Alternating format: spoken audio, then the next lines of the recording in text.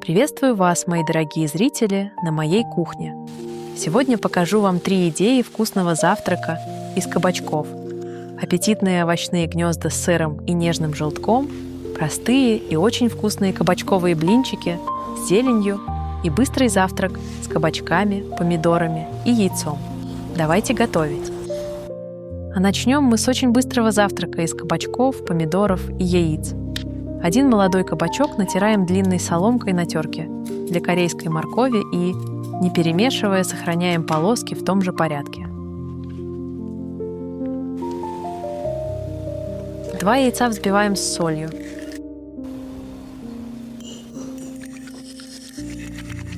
Помидор очищаем от семян и лишней жидкости и нарезаем соломкой.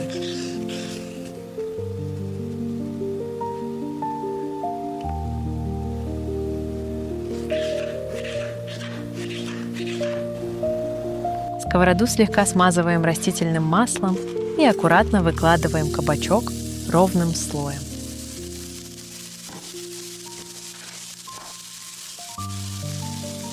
Сверху распределяем помидор.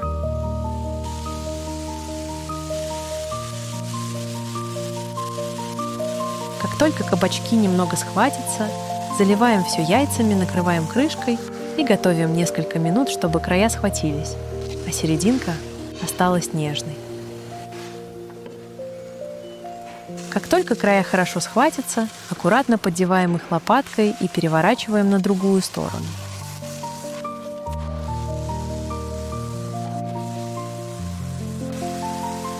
По краям добавляем немного сливочного масла. Оно придаст блюду приятный сливочный вкус и аромат. Обжариваем еще несколько минут до готовности, а затем аккуратно перекладываем на тарелку.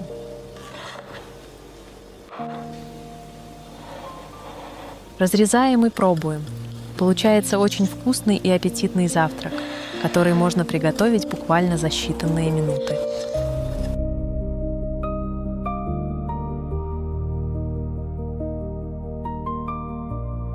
Второй вариант – нежные кабачковые блинчики, которые также отлично подойдут для завтрака. Для этого берем 2 молодых кабачка, нарезаем небольшими кусочками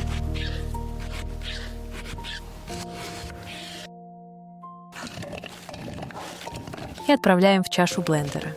Измельчаем до однородного пюре.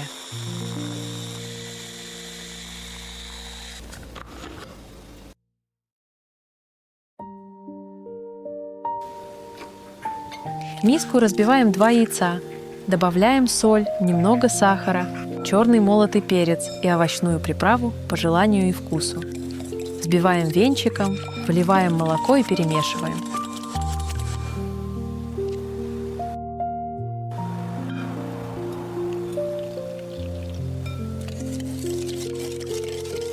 Затем постепенно добавляем просеянную муку и хорошо размешиваем, чтобы не было комочков.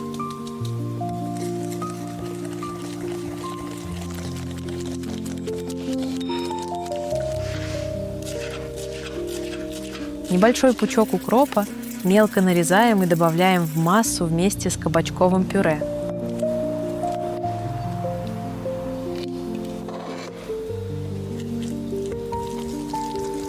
Все хорошо перемешиваем. И в конце вливаем растительное масло. Консистенция должна быть немного гуще, чем у обычного блинного. Если масса получилась слишком жидкой, добавьте еще немного муки. Выпекаем наши блинчики. Заранее разогретую сковороду слегка сбрызгиваем растительным маслом и выпекаем блинчики обычным способом. Масса получается немного гуще, чем у классических блинов, поэтому я помогаю ему распределиться по сковороде с помощью половника.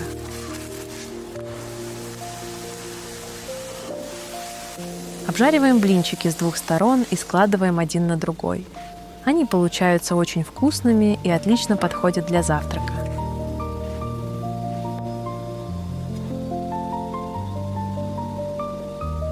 По желанию в них можно завернуть любую начинку, но поверьте, просто со сметаной они тоже невероятно хороши. Обязательно попробуйте приготовить. И, наконец, 3-й вариант Необычный и очень вкусный овощной завтрак, который точно нужно попробовать. Для него нам понадобится кабачок, морковь и картофель. Овощи очищаем. Морковь натираем длинной соломкой на терке для корейской моркови и пока откладываем в сторону.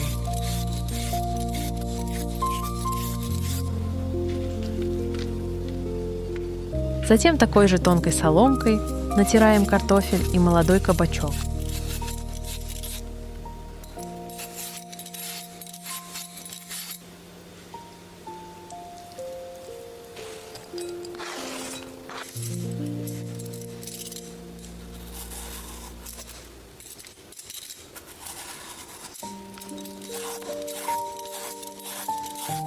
Картофель и кабачок соединяем в миске, добавляем соль и хорошо перемешиваем. Оставляем примерно на 15 минут, чтобы овощи пустили сок.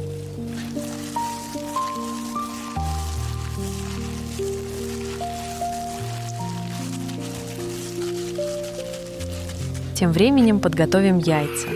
Нам понадобится 3 желтка и 1 белок. Очень аккуратно отделяем желтки от белков, стараясь не повредить желтки. 1 белок оставляем для овощной массы, а 3 желтка откладываем отдельно. Оставшиеся 2 белка в этом рецепте нам не понадобятся. Их можно использовать для другого блюда.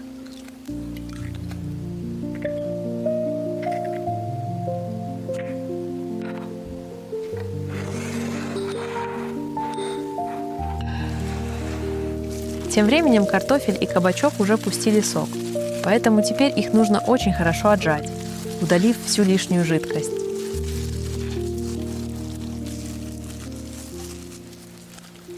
Соединяем овощную массу с морковью, добавляем немного чеснока, 1 белок, столовую ложку крахмала и черный молотый перец. Все хорошо перемешиваем.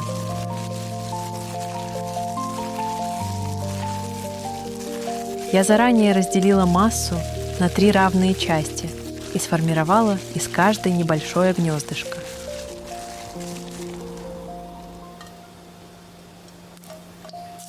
На хорошо разогретую сковороду выкладываем наши заготовки, придавая им аккуратную форму лопаткой. Накрываем крышкой и готовим на небольшом огне минимум 10 минут.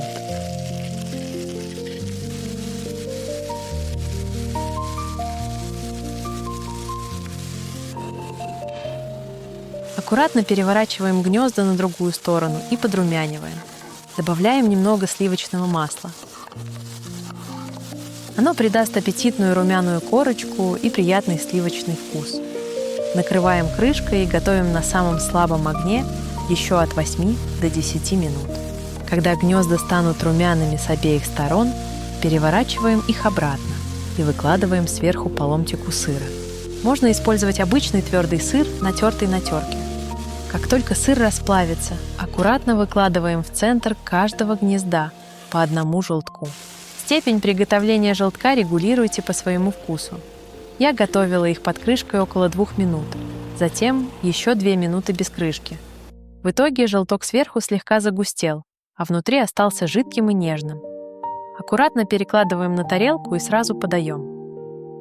Благодаря картофелю сверху образуется аппетитная румяная корочка, а при разрезе нежный желток красиво растекается. Вот такие 3 замечательные идеи для завтрака у нас получились. Пишите в комментариях свои впечатления. Всем пока!